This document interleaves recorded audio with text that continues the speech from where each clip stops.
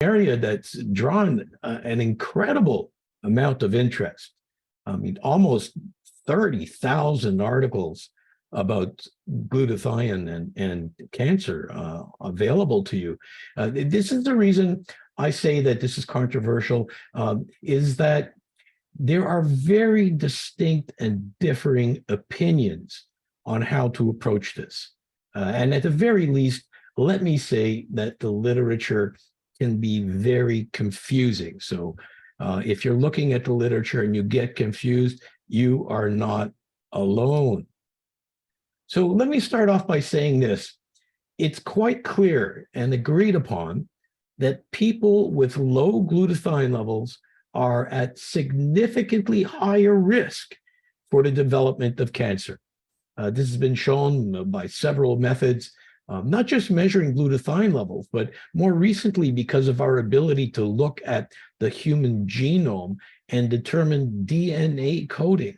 These studies, which look at people who have abnormal glutathione genes, show them to be particularly susceptible to cancer. This is very revealing. Now, what makes this situation even worse is that cancer itself will further lower glutathione levels throughout the body. So study after study shows that the total body glutathione is lower in cancer patients than in the healthy population. So this makes the patient's defenses even weaker. And this is further demonstrated by the strong evidence that cancer patients with higher glutathione levels have far few negative side effects from their chemotherapy and radiotherapy. In other words, higher glutathione levels improves the tolerability of the treatment, which I'm sure you're all aware is often as unpleasant as the disease itself.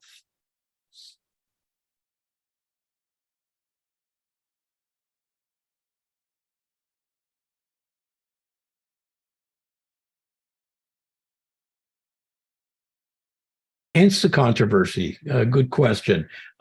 As we mentioned before, this glutathione in cancer is one of the more challenging areas. Here is the major reason for the confusion in the literature. When you measure glutathione levels in most solid tumors, you find that these cancer cells are actually high in glutathione. Interesting. And this can lead us to coming up with contradictory conclusions. Let me explain and pay attention now. You need to wrap your head around this. This does get a little bit confusing unless you're paying attention. So we have tumor cells, cancer cells that are high in glutathione, and because the cancer cells are high in glutathione, the cancer cells use this extra glutathione to protect themselves from the chemo or radiotherapy. In fact, this has been used to explain the resistance to treatment in certain cases.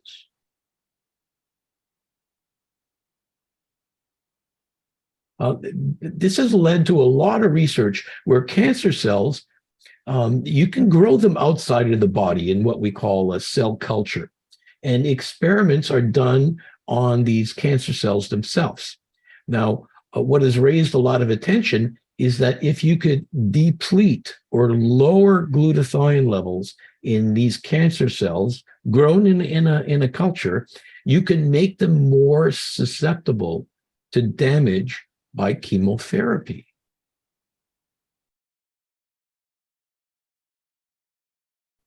Well, the reason is following. When you do that, and this has been done in many clinical trials, and this is why we must make any major decisions on treatment methods based on human trials. I say this again and again. Laboratory studies and animal studies, of course, they're important to our understanding, but when you take these experiments into a human study, so often we end up being surprised because of the outcome in the real world.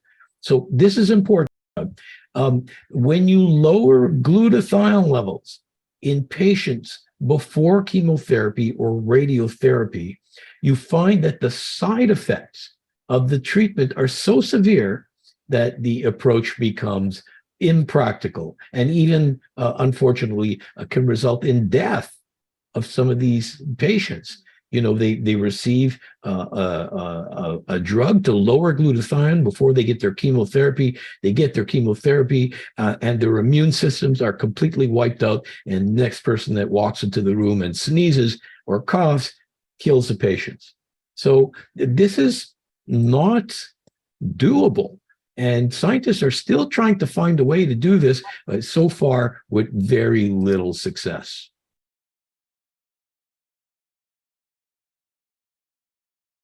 I have to think that most well-read people would not argue much with raising glutathione in patients who are not under. So if you're not going to be getting chemotherapy or radiotherapy, this is not an issue. Now, again, ask your own oncologist his or her opinion before you use any supplements.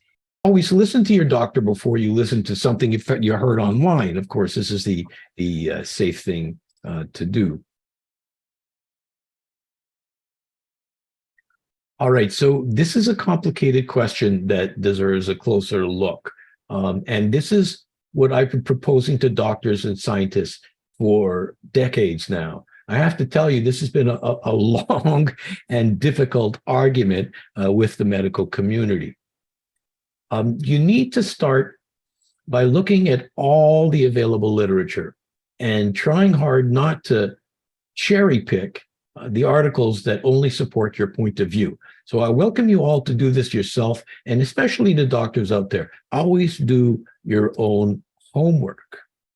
You'll find that the vast majority of the successful studies looking at lowering glutathione before chemotherapy have been in tissue cultures or test tube studies and not in live human beings. I say the vast majority. Actually, I've never found any that have been useful enough to consider using as a clinical investigation. So if anybody finds one, please send it to me. But to my knowledge, I have not seen a study where lowering glutathione before chemotherapy in a human study works. I have not seen any. So again, alert me to it if you have. And just as importantly, I've not found a single article where raising glutathione in human cancer patients backfired. None. So again, if you come across one, again, I need to know, so send it to me. So I'm asking you all, if you do your homework and you find something that shows that I'm wrong, I need to know. And to make my life easier, because I was spending so much time answering this question again and again and again, I wrote this article, and it essentially summarizes what we just spoke about, but in much more detail and with dozens of references. So please feel free to read this if you want a deeper understanding. We'll make it available to you. To just look at a little bit of biochemistry, let's just I'll have this chart up there that you guys can download a copy of this lecture later on and study it if you're keen enough. But let me just focus in on one spot in this diagram. We see here that the amount of glutathione that could be made by a cell has a certain limit, because if you reach a certain ceiling of glutathione concentration, it will lead to down regulation of the glutathione, or it slows down the production of glutathione. You have enough glutathione, your cell is told that it has enough glutathione, and it shuts down production. So in this manner, a cell will make a pre-programmed amount of glutathione and no more. Now, because cancer cells already have a super high level of glutathione, it takes only a little bit of precursors to shut down production through negative feedback inhibition. Now, the first step was to show this in cell cultures, which immunotech scientists have done in much earlier studies. And again, I won't bore you with the details. Here's some references to look up if you want to get deeper into this. Essentially, you see where levels drop at the end of these curves when glutathione precursors get too high in the tuber cells. Yes, for sure. I'm a little more visual. So let's look at a visual model here. So here we see a bunch of glutathione precursors. Note that I have labeled some of them CY for cysteine, which is the limiting amino acid, more specifically bonded or bioavailable cysteine. Okay, so you've got your precursors, including your cysteine. And when these precursors are taken up by normal healthy cells, they're used effectively to raise glutathione levels. But when they get to a cancer cell, which already has super high levels of glutathione, they cause the negative feedback mechanism to kick in, as we just saw.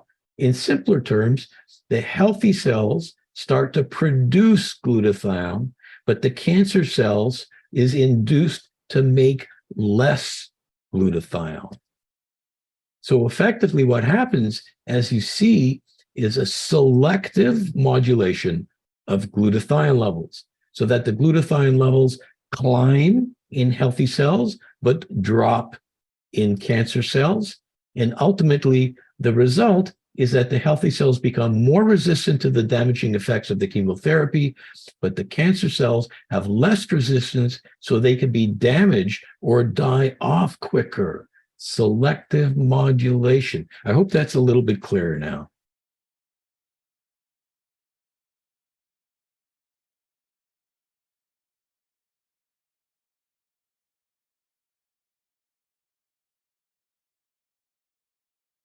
You're asking what most people want to know, and we did this study specifically to answer that question. So let's take a look at this study here.